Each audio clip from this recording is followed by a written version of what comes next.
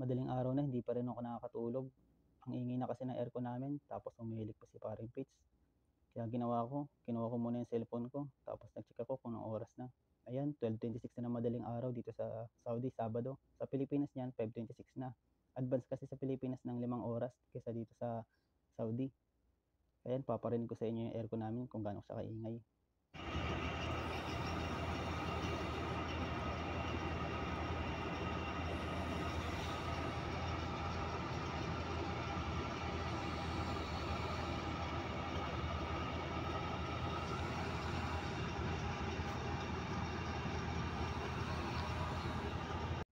Flashlight lang ng cellphone yung gamit ko dyan kasi pinapatay namin yung ilaw pag matutulog na kami dito. Napansin ko nga pala dito sa isa kong cellphone, may nag-miss call. Kaya chinek ko, inon ko na rin yung data nito. Baka mamaya may message galing sa customer. Ayan, 3 miss call na pala siya. Hindi ko siya narinig kasi guys, naka-low volume lang. Tapos doon ako nakapesto kanina sa kusina. Naglalaro kasi ako ng ML. So, gabi na tumatawag pa rin siya. Bukas ko lang siya siguro tatawagan kung ano man yung concerns niya dun sa machine niya. Nag-check na rin ako ng message sa WhatsApp. Baka mamaya nag-send ng message yung customer, buti wala naman. Tapos nagtitingin-tingin na lang ako dyan ng cellphone ko kasi hindi nga ako makatulog. Yun ang hirap dito pag OFW ka. Kasi hindi pa kasi ako sanay masyado sa klima rito sa Saudi. Minsan nga dumudugo pa yung ilong ko minsan. Sa mga hindi pa pala nakakalam ng YouTube channel natin, punta lang kayo sa YouTube. Search nyo lang Jim Sapi TV, Jim Sapi Tech TV. Isa lang din naman yung lalabas nun. Yung profile pic ko lang din lang naman. Ayan guys. Ayan. So meron na tayong 6.77k subscribers. Salamat po sa mga suporta, sa mga followers natin dyan, sa mga nag-share ng videos natin.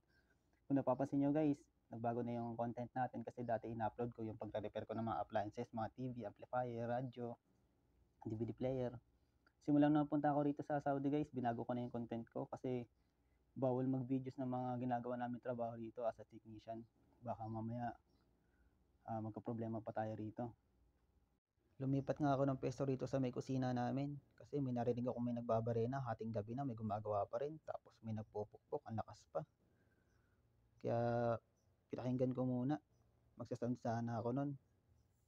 Eh mas malakas yung sounds nung nagpupukpok tapos nagbabarena doon sa may second floor. Nagising nga dyan si paring Fitz kasi narinig niya rin yung ingay, tinalo pa yung hilik niya.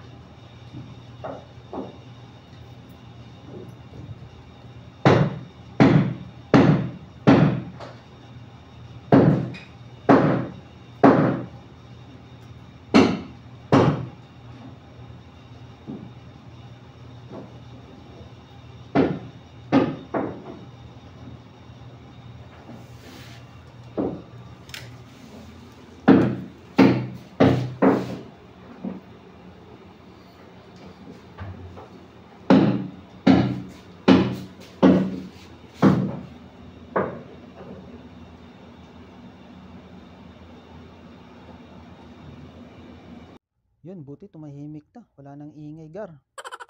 Buti tumigil na sila.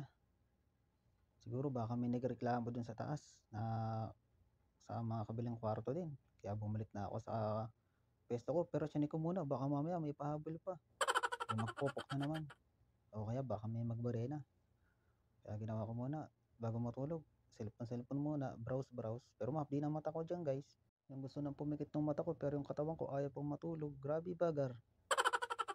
Kaya yan, cellphone muna tayo. Kahit maabdi na mata. Tapos, muni-muni konti. Yan. Pakit-kit sa camera. Yan. Mahaba na yung buhok natin dyan guys. Hinatok na ako kaya matutulog na talaga ako guys. So, sa susunod na lang ulit. Maraming salamat sa panonood. Paalam!